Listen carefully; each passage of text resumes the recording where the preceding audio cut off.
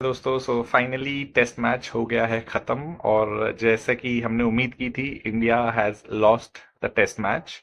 तो ये मैंने कल ही प्रिडिक्ट कर दिया था कि ऑस्ट्रेलिया के जीतने के चांसेस ज्यादा है। एंड फिर मैंने ड्रॉ को रैंकिंग दी थी एंड थर्ड ऑप्शन में मैंने रखा था कि India will go for the target.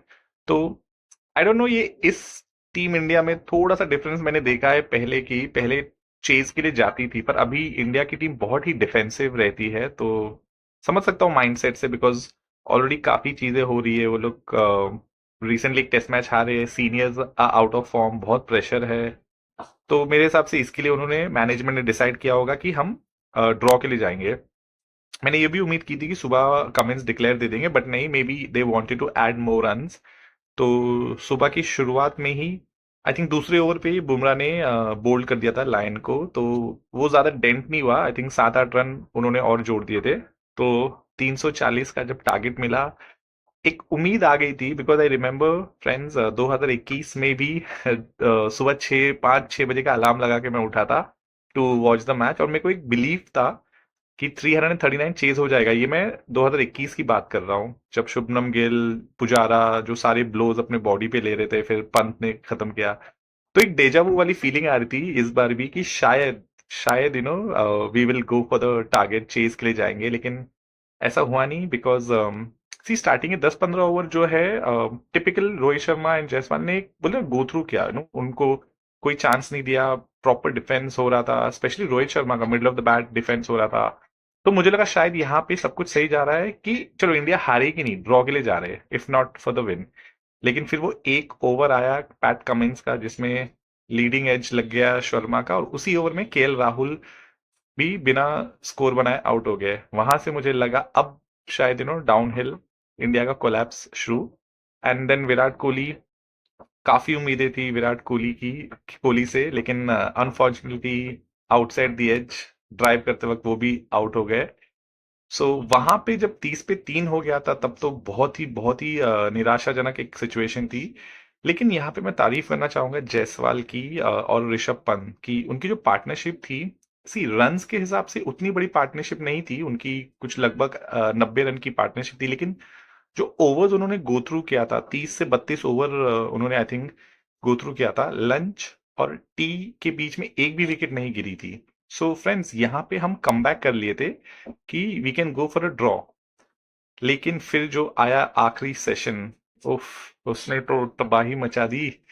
Rishabh Pant को मैं यहाँ ब्लेम नहीं करूंगा कि उन्होंने ऐसा कोई रैश शॉट नहीं खेला, लेकिन ऋषभ पंत जैसा प्लेयर, इमेजिन 100 बॉल खेल के सिर्फ 30 रन बनाया है, तो बहुत ही पेशेंस दिखाया इस बार उन्होंने। And I think Travis head जब बॉलिंग पे आए, तो व्हाट ही थॉट कि एक पार्ट टाइम बॉलर है, मैं स्मैश करता हूँ, शायद कॉन्फिडेंस आएगा।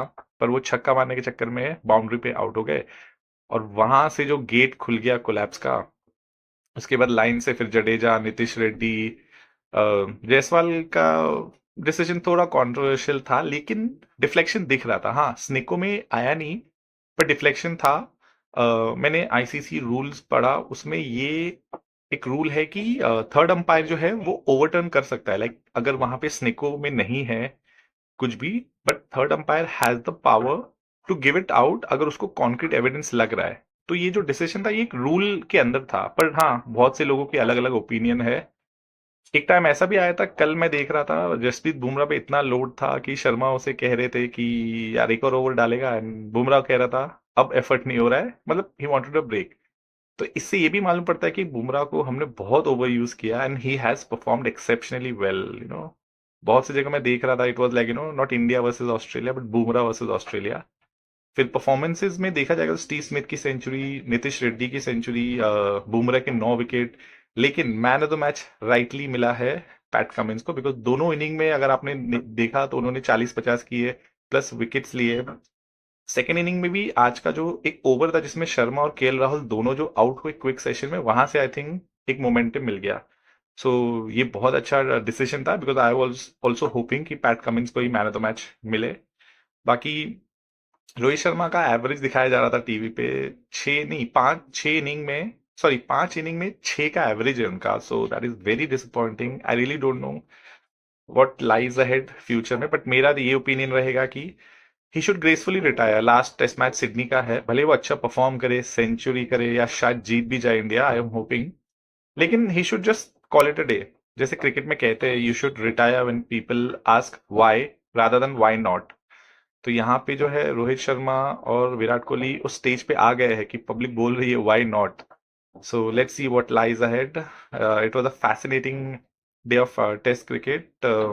मजा आ गया यार। I mean I know India lost, but ये होता है कॉन्टेस्ट, पांचवें दिन तक जा रहा है, आखिरी सेशन तक जा रहा है। So I am sure we all enjoyed this blockbuster test match. Let's hope Sydney भी ऐसा ही रहे and hope we do well, we come back. हम लोग ने अगर सिडनी टेस्ट जीता तो 2-2 हो जाएगा and we will retain the Border Gavaskar trophy. If not, draw भी हुआ तो we will lose it. So वैसे भी WTC फाइनल के तो बाहर हो गए हम लोग, तो कोई प्रेशर होना नहीं चाहिए इंडिया की टीम पे। So let's hope for the best in the next test match. Till then, take care.